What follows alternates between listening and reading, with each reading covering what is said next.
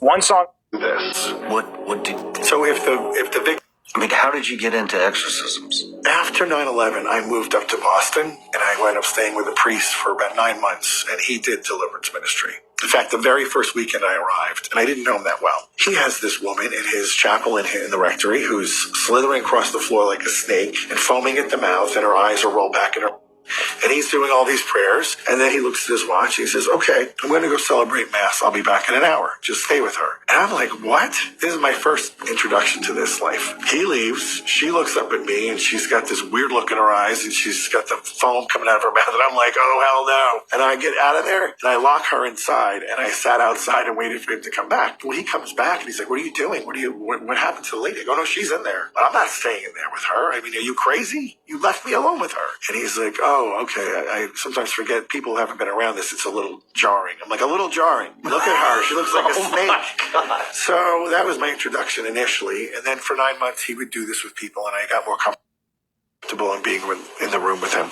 So he sends me to Rome, and I get trained, and then I come back and begin as the exorcist. What does that training consist of? How does it start? I mean, is there an introduction? Welcome to exorcism school? Yeah, it was for like 2 weeks, 6 days a week, 7 in the morning to 7 at night. There's probably about 6 or 7 different fields, biblical, practicums, the devil in Hollywood, the devil in media, the devil, Harry Potter had its own class. Harry Potter? Oh, yeah. You get finished up, they pair you with a mentor who's been doing this a while, and my mentor was in Indianapolis, and so I met with him on a kind of regular basis, and he took me through some of his cases, and I watched him do actual exorcisms, and then, eventually you get your first case, then you do it. Yeah, we actually have case studies of actual exorcisms that have been performed, what happened, what you should do, what you shouldn't do. That class was the best class. Don't do this. What did... So if the victim gets up anything, including it could be small frogs, it could be nails, do not touch them. They're cursed objects until you liberate the objects from the demons and the curses, and then you can clean them up. Do they talk about how it happens? How does one get possessed? Yes. Oh, yeah, of course. 100%. And the two biggest ways are dabbling in the occult. What does that mean? Playing with demonic things, Ouija boards, going to a psychic, tarot cards, or actual occult worship of the devil. Those are pretty much immediate open doors that you're going to have demons come right in. Psychics are demonic. Yeah, they're not channeling your dead relatives. So right now, we have at least 3 guardian angels in the room. There's also probably demons in this room. And they're listening. And they hear every bit of what we're saying. When somebody says, well, the psychic told me my mother shared this with me when I was 10. And nobody ever knew that but us. So it has to be my mom. Except for the demons in the room who also heard it. And now they're impersonating your mother. If your mother's in heaven, she's having a good day. She doesn't want to come back and visit you. As much as mothers love their children. And if she's in hell, there's no getting out. It's not your mother. Wow. They can put up a good show, and it's very, they can also place thoughts in our minds, and they can manipulate our emotions. And when you have that trifecta, the person is 100% believes it's their mother. So if you're a psychic and I'm getting a reading from you, how does the transmission happen? They're in touch with a demon they may even think it really is a relative, but I think most of them know that there's a power they're tapping into that is dark, and they're not going to share that with you. In fact, some of them will put Christian statues in the room, Sacred Heart is over here, Our Lady of Fatima is over here, just to lower the anxiety level of the person coming in, because a lot of people have heard it's really not a good thing. Mm-hmm. But they get desperate, when people are desperate or in fear, they do things they wouldn't normally do.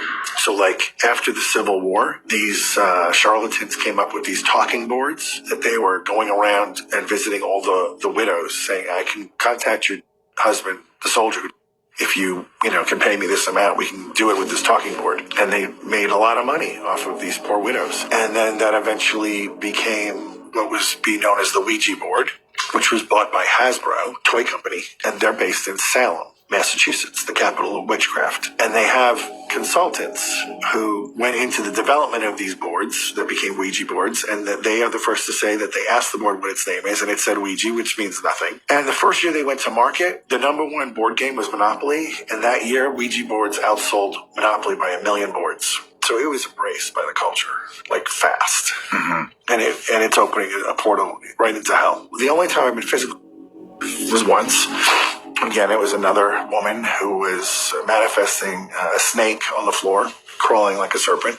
I I have a guy with me who's supposed to be my bodyguard. And at one point, as I'm doing my prayers and she's slithering across the floor, her head flies back like that and she's staring at me. And she's sort of got like the snake eyes, which are like, I think, vertical instead of like ours are this way, and there's slits and they're yellow. And I just kind of looked at her and I immediately thought, this isn't good. Something is happening. And she flew off the floor without using her hands and her feet, and was immediately in front of me and grabbed my stole. So I have a stole on, and she starts at me. And she's not a big girl. She's like maybe 120 pounds, but she has a grip that I can't break. So I start looking over to him and I'm like, come on. And he looks at me. He's like, no.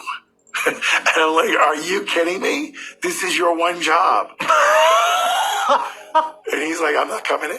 So I just said, focus, and I said, in the name of Jesus, stop. And she fell back on the floor and went back to her slithering, and I backed up a few feet and continued. But that's the one and only time I've been physically. How much fear do you feel when you're doing these? None, because my attitude is if God is giving me this ministry to help his people, he's going to show up. I'm friends with a priest who had 2 300-pound men in the room with him. And again, it was a woman. And she reached over and with one hand lifted one of the guys between his legs and threw him 10 yards with one hand, 300 pounds. So it's not the person's strength. It's clearly supernatural. When you get called to perform an exorcism, I mean, how does it happen? When I first started, I kind of had such a pity for these people, such a sorrow for what they're going through, that I would drop everything and that became, come today, we'll help you. Now, having said that, we never do exorcisms at night in the middle of the woods at somebody's home, which is like what the movies would have you think. It's in the church, usually in the chapel, at my discretion and during the day when there's daylight. We're going to tip the scale in my favor, my territory.